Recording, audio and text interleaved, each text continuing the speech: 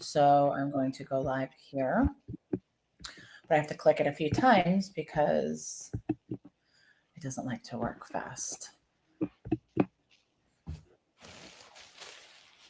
Let's see, go live. Okay, we're live on Instagram and we're live on Facebook, LinkedIn, YouTube. Hi, I'm Amanda Marino with Next Level. This is Recovery Solutions, where I bring on really cool people from all over the globe to bring some quality content and information that I think is really important to put out there. So I bring on people that are smarter than me, that are more educated than me. And I ask them a lot of questions and like to have really interesting topics. So Michelle, would you just introduce yourself and then I'll share a little bit about our connection? Yes, absolutely. Well, thank you so much for having me, Amanda. My name's Michelle Machado. I am an educator. I'm a founder. I'm a speaker. I'm a consultant. I'm a jack of all trades and a master of none. Master of all. I'm really fortunate to be here. I've worked primarily in education across the globe, and I've now ventured off into really doing my own thing and following my purpose and my passion. And a lot of that is centered around advocating for youth, particularly in today's world of AI, and supporting moms and who are battling all of the expectations that we put on ourselves today. So I'm really glad to be here and talk more about that. Yeah, so I have the pleasure of, being in a group mastermind, which is something, in July I decided to give myself some coaching and take myself to the next level.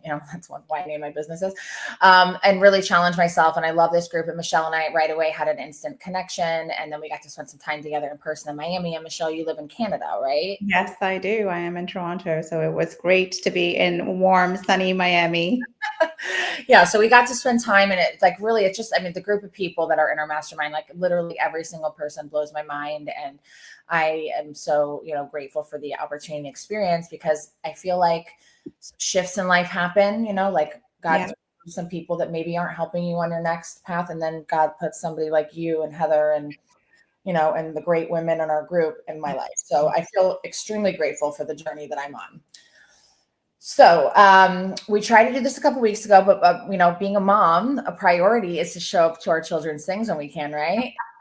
Absolutely, yes. I know we had to postpone because I had a recital, Christmas recital to attend. So thank you for rescheduling. That's a priority. Well, I had a full day tomorrow planned, and then my daughter made honor roll, and I just got a message last night that it's Wednesday morning at 9:30. I'm like, that's really not good much notice for parents. So that leads me into our topic. Yes. Expectations, redefining what it means to be a mom, wife, daughter, and a woman. Yes. What brought us to this topic, Michelle?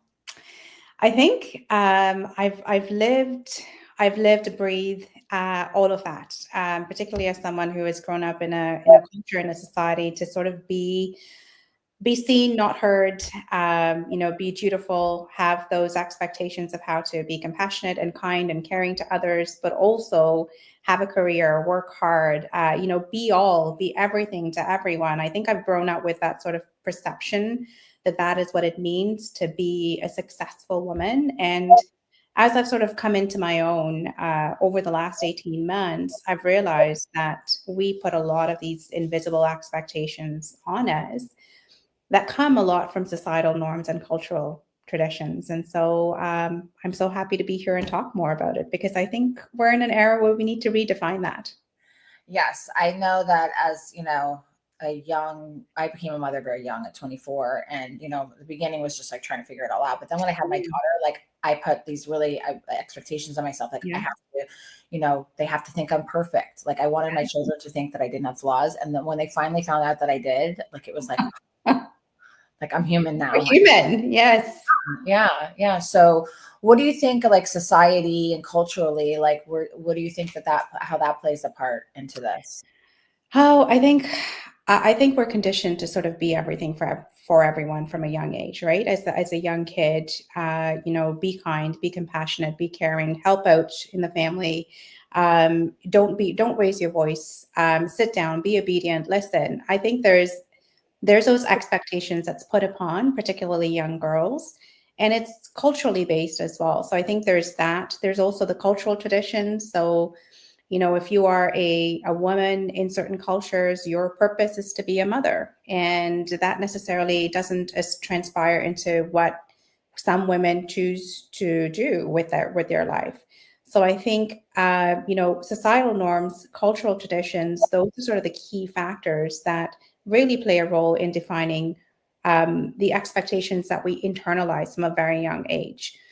And Yeah. that shows up in sorry, I was just going to say that shows up in what you had just said before, in the image of perfection. Be perfect amongst it all. Look perfect, look pretty. And I think, we need to really step back and think through that. Well, you mentioned with some of the different cultures, and like I try to always educate myself. And if I don't, in the work that I do with families and loved ones with mental health and substance use, if I don't culturally understand, I will bring someone in that does, that can lead that path, right? So if I don't know and I'm not educated, but you said about being a mother, but it's also about being a wife. Yes. So, sometimes like there's a little bit of no true identity of self in that, I'm not downing or putting down any kind of course. respect and love all walks of life and all cultures. But and I think that even when we don't have that we do that to ourselves. We do. And I think those self-imposed expectations are the worst. And I really think it comes down to a sense of worthiness, a sense of, us trying to prove to society that we're worth it, that we have a purpose. But really, if you are in alignment with who you are, if you are confident in yourself and your own skin and your abilities, then you don't need to conform. You don't need to compare. And we do so much of that today, unintentionally, but I think society doesn't help and technology doesn't help and social media doesn't help. So I agree. And I definitely have been on both sides of that spectrum. I'm very, very grateful to be in the state where I'm attracted to women that are powerful and smart, beautiful, don't feel less than or intimidated. I can celebrate other people's wins and shines and know that doesn't take anything away from me. But that took a lot of work to get to. I was not that person. It does. And I think that's why I have such a focus on young women and young girls and really giving them these tools to become confident in their own skin, because it really impacts how you show up and believing that you are worthy already, being born and created in this planet. So I think it's an important topic that I hope will go a long way. Yeah, absolutely. And please, if anyone has any questions or comments, it's harder to respond on Instagram just because it doesn't show up on StreamYard. But if you have questions on LinkedIn, YouTube, Facebook for Michelle has what is your doctorate in education? Education, yes. Okay. Yes. Very, very great wealth of knowledge. So if there's questions you have during the live or when it replays after, please ask them. I love what you just shared about, like feeling like we have to, like prove ourselves. So for me, it went even deeper, right? Because I came from trauma and abuse and I was like the town mess up, right? Like I was the one that everyone thought wasn't going to make it. Yeah. When social media kind of came around, I was like, ooh, I got to let everybody know that like I made it and I'm okay. I'm good and I'm successful and I'm smart and I'm not a mess up and all these things. So and then I realized, ooh, I don't like that. Like that feels very ego driven. So I stopped it. I don't need to prove to anybody how good I'm doing. I want to actually share the issues and the struggles to relate to people more. Yeah. And I think that's becoming more, I like the fact that there's more awareness around that, right? Primarily you used to see social media as one version of someone's highlight reel. And that sort of, especially for young kids and even for women, you're looking at it through the face of, wow, their life looks so great. It's so perfect. And mine sucks. And of course, I've been there too. And you start to see these emotions of jealousy and envy and all of that come through, which is not great because it doesn't really help you, but it doesn't really help you align with your values of who you are. Not at all. But I think there's more awareness now, and women are coming out and talking about their struggles and how they've overcome those struggles and how this notion of perfection is false. It doesn't need to be. Nobody's perfect. Life isn't perfect, and it's okay. We can get through it. So I think there's more awareness, and I just hope it continues because people need to know. It's not perfect, and then that's okay. It's completely okay, and there, it did seem like it does, like you said, there has definitely been a shift of like, honestly, when the more vulnerable or authentic or something I don't want to share, I put out there, that gets the most attention. And it's like not intentionally, like I'm doing that to get attention, but it's like the stuff nobody wants to talk about. Like when I do that stuff, like I connect to it because I'm like, oh my God, I can't believe this chick saying this. Yeah. I feel the same way, or I've gone through the same thing. And like that to me is kind of what my feed is filled with now. It used to be like fitness competitors when I wanted to be really in shape. And like I had to unfollow all of them because it started a body dysmorphia within me because I was comparing myself. This is like right after I had my daughter. And so, you know, I've changed it to all fun things that make me feel good. And I love that. I think I really struggled with that when I first became a mom. I had my first daughter in Australia, and I didn't have a huge family. I didn't have family in Australia. So I was sort of raising her with my husband on our own. And it was so isolating. But as a parent, and as a first time mom, the focus is always, how's the baby? Oh my gosh, she's so pretty. Is she asleep? But you tend to lose focus on the mom who's just been through so much physically, mentally, and emotionally to give birth to this beautiful child. Yes. And through that process, I really lost myself. It was such a struggle. And at that point in time, this was obviously many years ago, almost a decade, we didn't talk a lot about what it is to struggle as a mother, as a first-time mother. So I love that there's more out there for moms now, but there still needs to be more, just because, you know, the struggle is real. And we need to come together as a community to help each other out. Absolutely. And that's one thing you do. You put out a lot of good. So if you're not following Michelle, please follow her. She puts out just a lot of really good information and education in a kind, compassionate, you know, mindful way. You know, it definitely, I remember, you know, becoming a mom. I remember being pregnant and people holding the door open for me everywhere I went. And then when I had the stroller, people slamming the door on me. And I was like, oh, okay. You know, definitely is you go through, you do like kind of lose a little part of yourself, but you gain another part and you have to find that balance, you know? Absolutely. Absolutely. Like I share both of my children, right? I have them half the time. Yeah. And when I have them, I'm fully present. You know what I mean? Like I'm with them all the time, doing things with them. And I know that when I take time to do things for myself, or I work on things for what I want to build is like a legacy for my children and a path. I know that like some of my sacrifices are for the payoff, but I make sure I show up for the important things too. And I think that, you know, that is so critical. That is so critical of showing up and even just self-care for yourself and self-compassion. I think women are we're our own worst enemies. We're our harshest critics.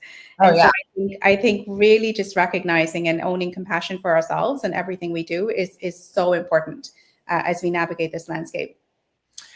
So if someone wants to like, you know, begin to identify and challenge themselves with this invisible identity, where would they begin? I say, if you've been following me on LinkedIn, you've probably seen, you know, my newsletter, The Change We Crave. My first principle in anything that you want to do is awareness. I think so much of the invisible expectations that we place on ourselves, whether that comes from being self-imposed or societal norms or cultural traditions, they operate as a program in the background, and we go about our day not even being aware of it. So my first thing is become aware and start to ask yourselves, like, what sort of expectations do I hold for myself? You know, I see moms who are on this hamster, like that hamster in a wheel. You know, they wake up in the morning, from the moment they wake up, they've got just a number of tasks to do that is around their kids, getting to work, then taking their kids to after school programs, driving them to different ends of the city, coming back, doing dinner. And so I would ask, you know, those women to sort of pause and reflect and ask yourself, whose expectations am I trying to meet? And do these align with what I truly value? And I think if you start that process, you can then really start the journey of how do I realign? What are my values and how do I realign my expectations with that? So I have a process through my own sort of mindset journey program that we help women through that, but awareness is the first step. So awareness. Okay. That's something that, you know, I'm very, very grateful for. And most of the people in my circle and my world have that, but like, there's a lot of people in the world that really don't have awareness, don't have the mindset or thought of like trying to improve themselves or be more kind. How can I grow? How can I heal? So if you are aware, you're a step of a lot of people. So that's stuff. Yes, absolutely. Absolutely.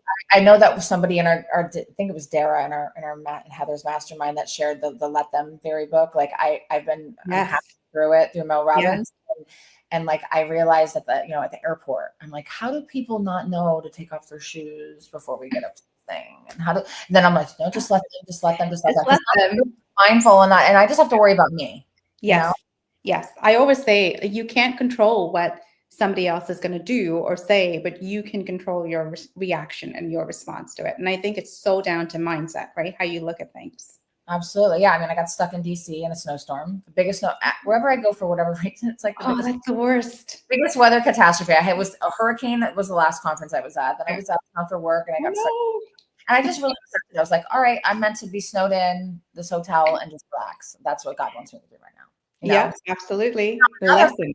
day, if I had in my own what I wanted to do, then I would be like in a spiral. You know what I mean? So it's Yeah. like trying to like just be mindful. So awareness, if you have awareness that you want to just be your true self, that's where a great place to start. What would be the next step? I think once you identify, what it is that your expectations are they aligned with your values? Then you need to really take it to the next step. How do I redefine them? What is it that I want to achieve? What are my goals and values?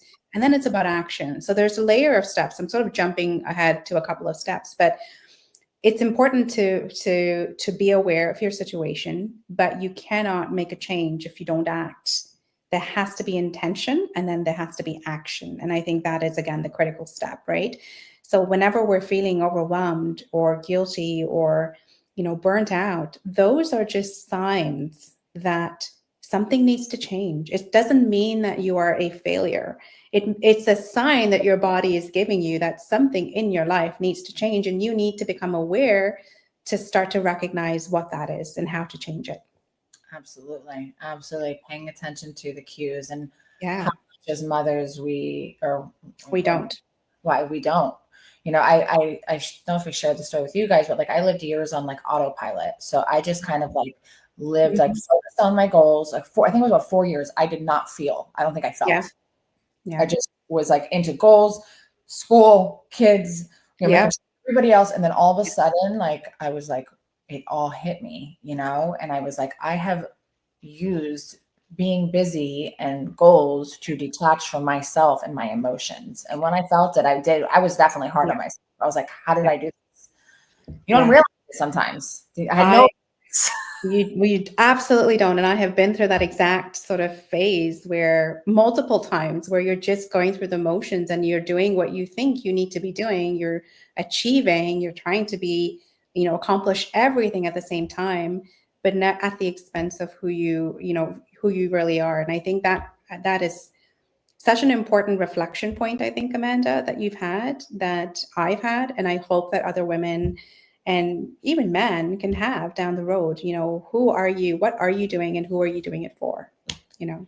Yeah. And I think when it comes to the taking action piece, like I remember when I went off to start my own business in 2019, I had like all these people that I worked with in the industry at a certain capacity for years reach out to me like, oh my God, how did you do this? Well, I don't know. Yeah.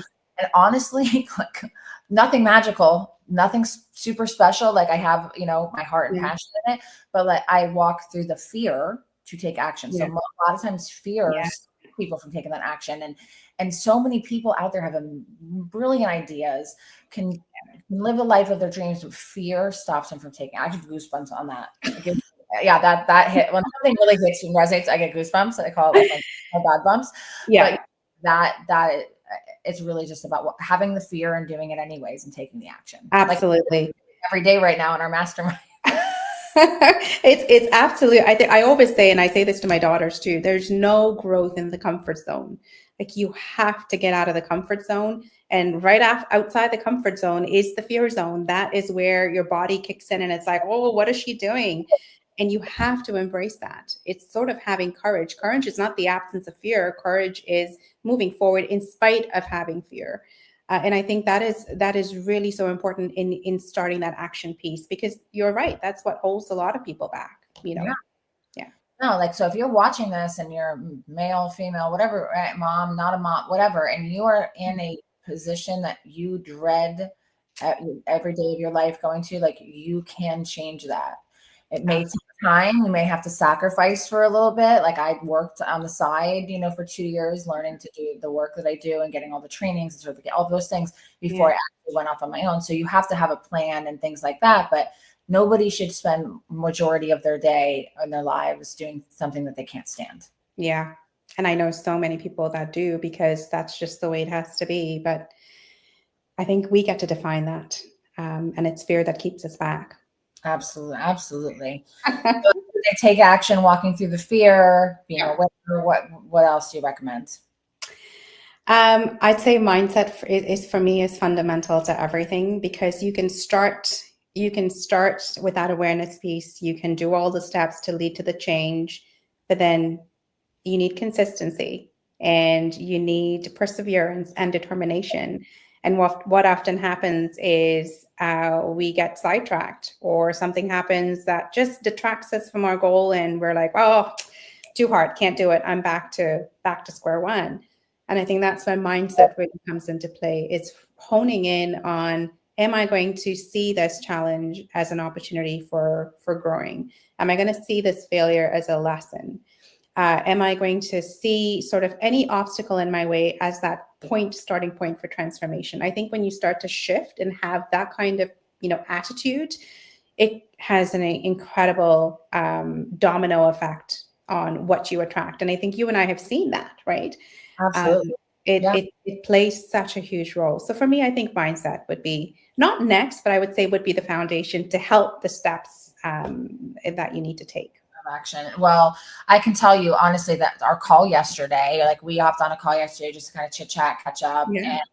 And, me being vulnerable in our group and sharing that, like I felt like I was in limbo, and then just talking to you and just kind of, I honestly felt empowered. So sometimes we have to share this, right? And we reach out to people, we get vulnerable and let people know what's really going on. Like I'm kind of feeling like I'm in limbo, like I'm still here and I want to be here. And the dogs, hold on one second. That's okay. That's okay. Life's happening, and we have kids, we have pets. Yes, my son pulls up with his very loud Mustang that he had to get the extra loud muffler on, and the dogs go crazy. So it really helped me to kind of, get it into place and really give myself some direction. I feel like I have, even though I probably knew that before, I was feeling defeated and I needed to hear just, some simple steps to take to move forward. And I think what you've mentioned is really critical to helping women, helping anybody that wants to embark on this whole process of getting rid of these expectations, is finding yourself in the right community, finding the support. I think so often we're surrounded by people who tell us we can't do it, who tell us we're not good enough, who tell us we're crazy, don't do it. And I think you need to extract yourself from that group and position yourself in a community that can see your abilities, that can empower you to grow, and that elevates you through that process. And I think that's been one of the best things that I did for myself over the last 18 months. And wait, you went through that too? Like I felt like I was alone in going through that? No, absolutely not. No. Like I had so many people, don't start your own business. Don't partner with the guy that I partnered with. You'll have to get a job, like all these things. And I just was like, I'm not taking any of that on. Like I can't. And I've literally just continued to, when it doesn't feel like we're aligned and supporting one another, if it feels like you're not happy for me, then like I can't be in this. Absolutely. And I always say it should, we should be collaborative, not competitive in that space, right? Because at the end of it, we are all created for purpose. We all are unique in our ways. We all have values and gifts to offer to the world. And why not help each other on our journeys together? Celebrate each other's wins, because guess what that does? That just helps you win more. If you are someone that does not do that, you're going to attract more of that. Yeah, absolutely. So, I'm just really grateful that I feel that way, today, because there was a time that I was not a girl's girl or a woman's woman, and today, like, it's been consistent for me for a long time. And anyone reaches out to me for anything, like maybe I can't give them a ton of my time, but I will give whatever I can. Like if they're looking for something, like I want to help support and lift as many people as possible. Like that's a goal of mine. And that is the beauty of just being in the right community, but the beauty of who you are, Amanda. So you have this light and this radiant light that you give to others. It's so amazing. And the work that you do at Next Level Associates is incredible. Just hearing your story yesterday, was so inspirational and empowering, to see how much impact you create to the people that need it the most. Thank you. Yes, yesterday was a very, very hard day, and I appreciated the prayers and the sentiments and the thoughts. Sometimes the work I do can be incredibly empowering, and Yeah, sometimes it can be absolutely heartbreaking. yeah, And yesterday was one of those days, but today there's a little bit more hope. So that's a beauty. yeah. There's always light at the end of the tunnel. So is there another step in this? So we have the awareness, Yeah, action, the mindset, and perseverance. Is there yeah. anything else included in that? Oh, there's lots of steps as part of my. So I have a 4-phase. I have a Wow. 4-step journey that really begins with awaken. So that's where the awareness piece is, and once you start to do the work around that, we have exercises to help women through unraveling some of those expectations that they've internalized. You then move over to the define step, which is really getting clear about what those goals are, what are the expectations that they do want to redefine, and really creating boundaries, because we're not very good at setting boundaries for ourselves. Oh my And God, my video today that got put out was about boundary up for 2025. It's on Instagram. You're on Instagram, right? Are you? no, I'm not. Well, I'm not on Instagram. I'm mainly on LinkedIn. My other business is on Instagram. You should check. It's hysterical. That was my video today. It's 2025. Boundary up. Family, friends, whatever it is. Yeah, Boundary up. absolutely. When I started this journey, what a mentor said to me, Michelle, if you don't set boundaries for yourself, how is anyone else going to respect them? And for me, that really stuck, because I was saying yes to everything. I was working till midnight, putting the kids to bed, going back to work, waking up at 3 a.m. And it was insane. And so this was sort of like the stopgap. I really needed to hear that. So I think we focus, in terms of this journey that I create, we focus on those boundaries, protecting your energy. And then we move through the action piece. This is really around the intentional steps, the prioritization, the execution. And then you evolve, you build in that compassion, you build in that mindset to really help you not just unravel and redefine expectations, but now you're empowered to be able to go out and actually be a new you, in alignment with who you are and your purpose. Yeah, no, that's very, very beautiful. And I like the awaken along with the awareness. It isn't. I as a woman and a mother, and have had so many different awakenings in my life, and I've learned to trust my gut, and I fully feel something like deep in my core that it doesn't matter if anybody completely understands it. Like, I'll just give one weird example. So, I'm starting my business, starting the nonprofit. I did like all these things I've done have just been like, come to me. And it's like, I know I have to do this. It's like, and I trust that today. I used to question it and like ask a bunch of people and get different, I just don't do that now. But I went to go get my eyebrows waxed, and I stopped into the pet store next door, and saw, I knew my mom was going through some personal stuff and was like kind of feeling lonely. And I saw this little fluffy puppy, and I was like, is that dog cuddly? And they were like, yeah, we have to take him home every night. He doesn't do well in the store. He won't eat when he's here. And I was thinking, and I held him, and he was like, I was like, I have to get this dog for my mom. I go, I know no one's going to understand me. This is right before Christmas. I'm buying a puppy from a store. You know what I mean? Like, it doesn't make any sense. Like, we should get her one that's trained. I have goosebumps again. But literally, this puppy has saved my mom and her heart, her soul, and has also now brought her older dog that was ignoring her. The 16-year-old dog now is loving her. So nobody understood why I was doing this, and I did it anyways. I didn't give a shit. But before, the old me would have never done that. I would have like asked 100 people. I would have questioned myself. I said, I know this makes no sense to anybody, but I'm doing it because I know, and I knew. And then I found out after my mother had found out that she had like some kind of health issue that she didn't tell me of yet, and I didn't even know that yet. So I followed my gut, my intuition, and this puppy is it. That is such a powerful story, because there is so much incredible value when we follow our gut. And I don't think we tune into it. I think sometimes a lot of us just brush it off because, not listening to it, but there's so much value. It's something I teach my daughters all the time. And I always say to my eldest, especially, I'm like, if there's an inner voice that's telling you, that's nudging you that what you're doing or what you need to do, if there's something that's guiding you towards do it, don't do it, listen to it, because that is your intuition. And I think it's a skill that can be learned for those that don't really know what it is. It's there, it's within us, but it's so powerful. Walked by and gave me a silly face. They just mess with my 19-year-old. Love it. Yeah, no, it definitely is. And I like, and some people think that stuff is like woo woo, like listening to your gut and paying attention and being it's not like, so you're an educator. How is this not, what is there research and proof of what you think? I don't think I've researched on intuition. I know I do have, friends in the space who are very much focusing on that. But I think just from a spiritual perspective, I have this belief that, and I know some of the books I've read, like Believe It by Jamie Kern Lima, where she talks about intuition is sort of God's voice speaking to you, God guiding you. And I think, I've always had this belief that that's what it is. I've seen it where, in the house, I'm with my kids, and I have this moment that one of them is going to fall down because they're doing something silly, and 2 seconds later something has happened. It's sort of like this guiding voice that happens. Oh yeah. And I love that. I have it. The newest thing is the goosebumps. Yes. I mean, I've always got them on, but now I get them like all the time when something's connects for me on a deep level. Like I just get them all over.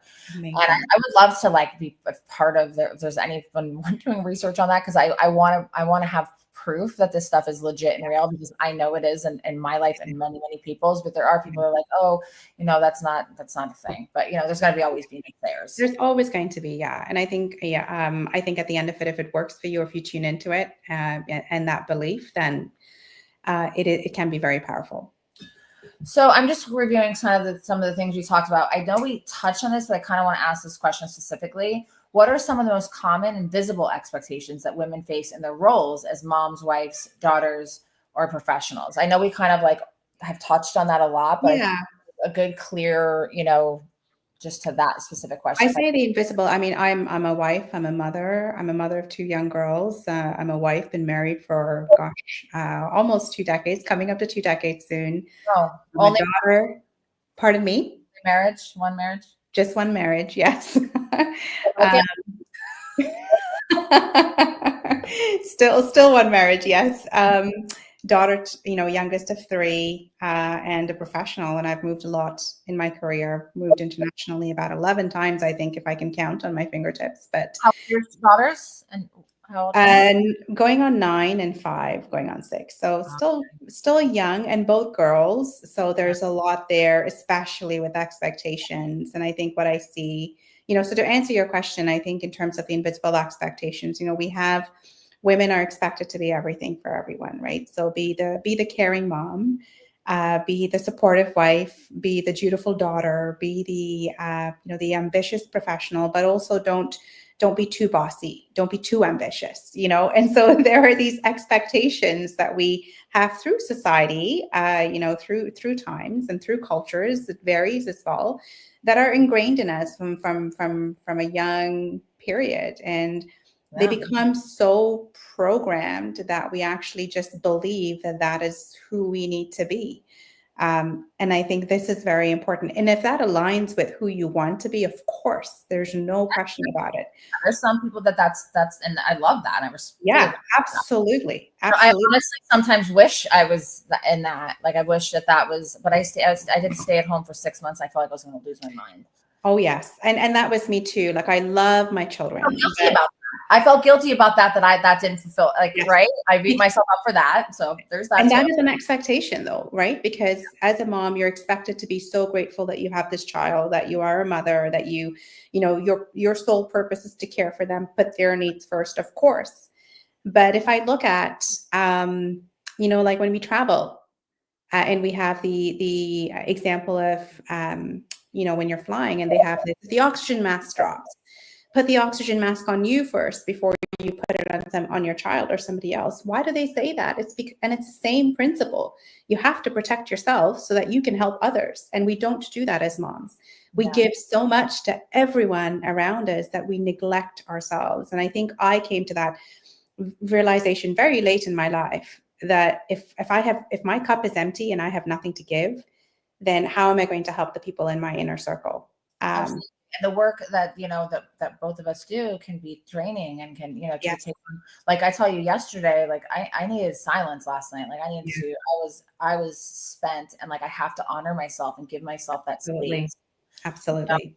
Um, yeah, we take on heavy things, like, so your daughter, you have 9 and 5. Yes. Okay, so I have 12-year-old daughter who just started middle school, and then I have my 19-year-old son who just keeps walking by my life. But he's Amazing. a goodie. He's a great kid. He kind of breezed through like middle school and high school. Yeah. So, but my daughter, I was more concerned for her because she's pretty, Yeah. she's friendly, she's Yeah. smart, she's outgoing. He said she's crazy. But like those things you would think are a bonus, but like from my experience, when I was in middle school, I was bullied. I was Yeah. all kinds of disgusting things before I Yeah. even touched a boy. And Yeah. my daughter did have that experience recently. She was I found a note that had her name on it, which she spells it uniquely. It's definitely her. Yeah. And it was like said for her to kill herself, and that nobody would notice. And her dad probably beats her, and she's ugly, and just like all these vile things. And me and her dad got on the phone call and like went through the Yeah. letter. And my daughter like was upset at first, and then she goes, "You know what, Mom? I feel really bad for the person who feels so bad about themselves that they would write this." And I was like, "Well, I goosebumps again." Well, that just speaks to the volume, to the sheer, incredible parenting that you've obviously instilled in your daughter, because it's something that is I'm so sorry that you had to go through that. And it's sadly, we live in a world where that is becoming more prominent, and we're seeing very severe cases of that as well, in terms of kids have attempted suicide or have talked about it. My daughter has known that since elementary school. That's not okay. That's terrifying. It's not okay. And I think this is why it's so critical for us to work with kids to teach them the value of their worth in this world, and that it's not dependent on anybody else, on anybody else's opinion. I always say to my daughter, who is at that age where she compares herself, my peer is better than me at this and this. And I always say to her, honey, the only person you should be comparing yourself with is yesterday's version of you. The only person. Yeah. Well, my daughter used to think because her best friends that are twins, like were like the top of the class, they got all the awards, they did all these things, and she felt like she wasn't as smart as them. But when now that she's in middle school and she's made honor roll both times, she's now having confidence in herself that yes, I am smart. Yes. That is what we need to be teaching our kids today. We need to be teaching them the power of the mind. We need to be teaching them how their worthiness. We need to teach them empathy and compassion and confidence, because those are the skills they need. Emotional intelligence too is a big one. Oh yes, absolutely. Eyes with her emotions, like she can articulate, and I'm just like, wow, But that is really incredible. I know as part of my other business, Luminara Academy, we used to run programs for kids where we talk about the empathy iceberg, what you see versus what you don't see of an individual, and how that is so important in today's society where everything is online. You can voice your opinions online, you can do it anonymously, and that's fine. But really seeing the individual behind that, right? And really connecting with that. Absolutely. And I love that the whole early intervention piece, there was, and I'm 43, there was not a whole lot. They tried to do things like drugs, the DARE program we used to have. And I was actually the president of the DARE program in middle school, and then fell into my years of, substance misuse and my, trauma and things like that. And I never ever thought that I would be there, but I don't think there's enough prevention. And, the things that they teach in school are educational based, right? But there needs to be like life skills and reality things taught to children. I'm so passionate about that. And I really think, I think there's, the Future of Jobs report recently got posted yesterday, and it talks about, the skills of the future, which has been known for a couple of years now. It's not the technical skills, it's the resilience, it's the adaptability, it's the critical thinking, it's those sorts of life skills that you need. And life experience, you know what I mean? Like there are clinicians that, I always have a clinical lens. I have a clinical director of my company. I have a psychiatrist that works with us. I always partner with licensed clinicians. But there is something that I have and all my clinician partners and doctors that work with me see the value in what I do, because I have the life experience. experience. I'm not trying to be the therapist. I partner with them, and I try to offer something that's different than all of those things, tie them all together and to help people in a different way. And it's been very empowering for me because I had that imposter syndrome. Well, I'm not a licensed therapist. Like I am like the only kind of credential for interventionists. I've done a bunch of coaching trainings and I have my bachelor's degree, and I wanted to get my master's recently. And I was like, am I doing it for me or am I doing it to like just have it? And I'm sitting with that until I know it's for me and it's not just to have it. Good for you. Good for you. I think that's just being aware of yourself and really aligning it with your own purpose and your values, right? So kudos. Yeah, I bring on more like educated people than me to work with me and guide what they do best. And I do what I like. I can do a 15-minute phone call with a family and I can already have an idea of who's going to be the right professionals for them, where they might need to go if they go. That's amazing.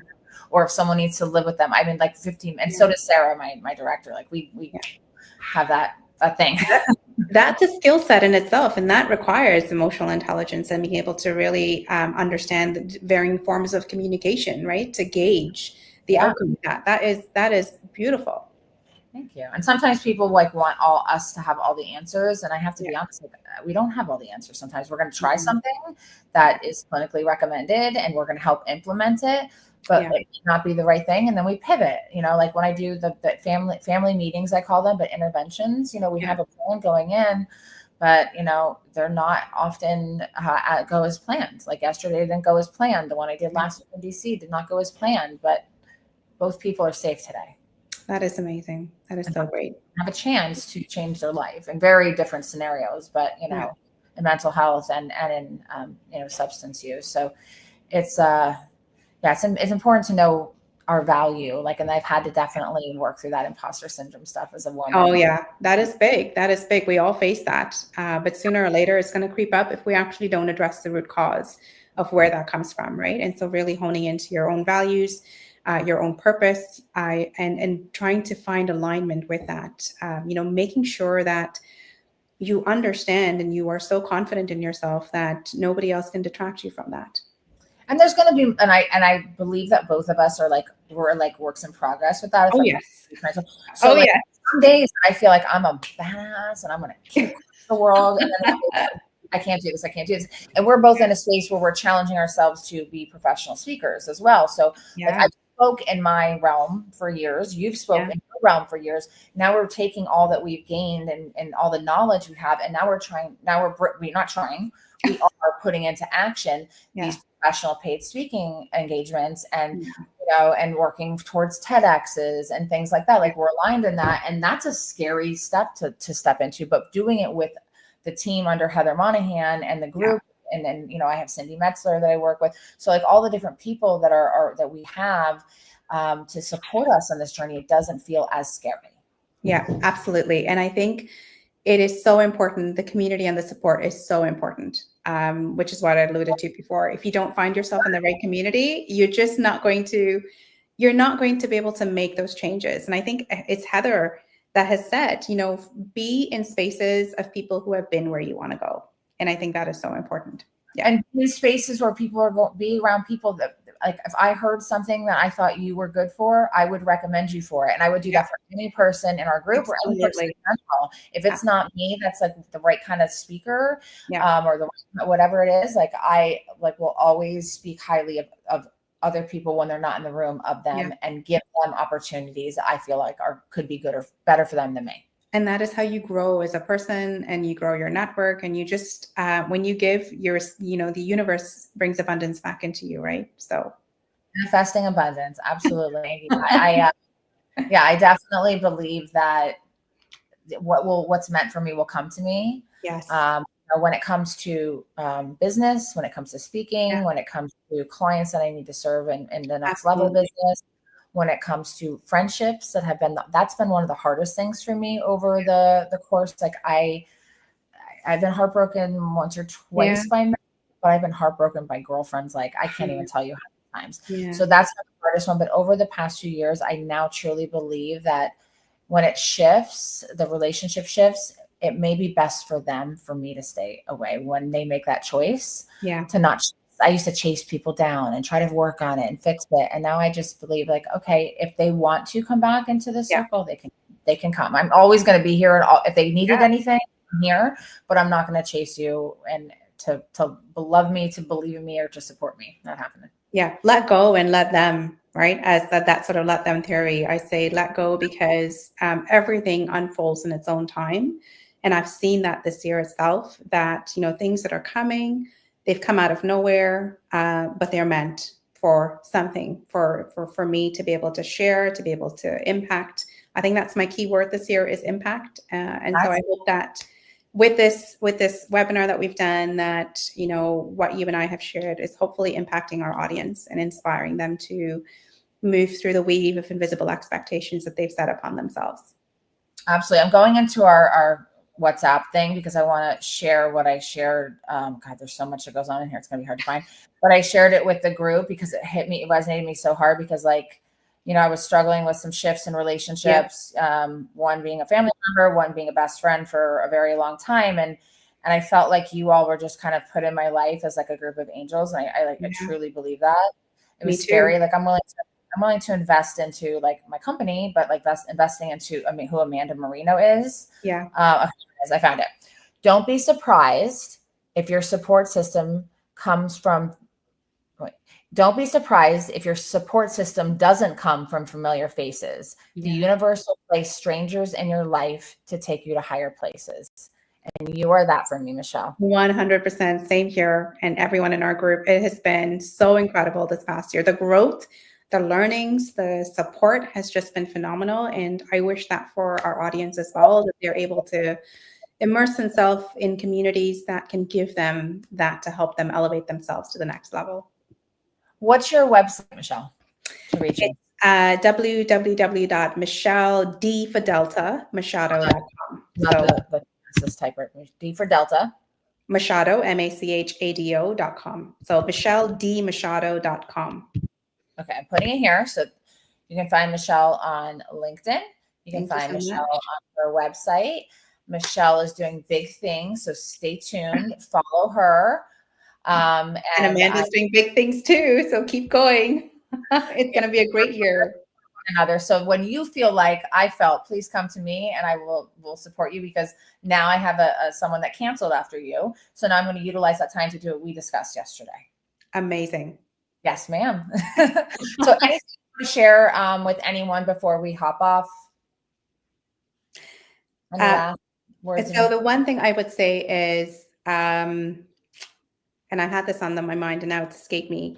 And I've said this before in my LinkedIn posts, we put so much of energy into, meal preps. Like, what am I eating today? What am I drinking today? Am I drinking today? And I always say, what do we put into our minds, right? What are we consuming? And so I would really ask viewers, just as you are so careful with your physical health, focus on your mental health, because that is so important for who you are and how it's going to impact how you show up in this world. Absolutely. I spent so many years obsessed on stuff like that because I was a model when I was younger, and then I was 220 pounds for a couple years after my son. And so then I became, obsessed with fitness. But since I've become I make sure I eat healthy. Like I have a nutrition degree. So I eat healthy, but I don't get mad at myself if I have a cookie, if I don't work out, if I work out, cool. But just taking care of my mind has helped me with all of that stuff. I think that take care of your mind, the body will follow. Yes, I say our mind is our most powerful asset. We can either use it to strengthen and empower and protect us, or to destroy us. And the power and the choice is ours. So awesome. Thank you so much, Michelle. I really appreciate it. Thank you for having me. And thank you to all who've been listening. I hope it's inspired you, and please connect on social media. Absolutely. I'll call you right after this call, Michelle. Okay. Take care. Bye.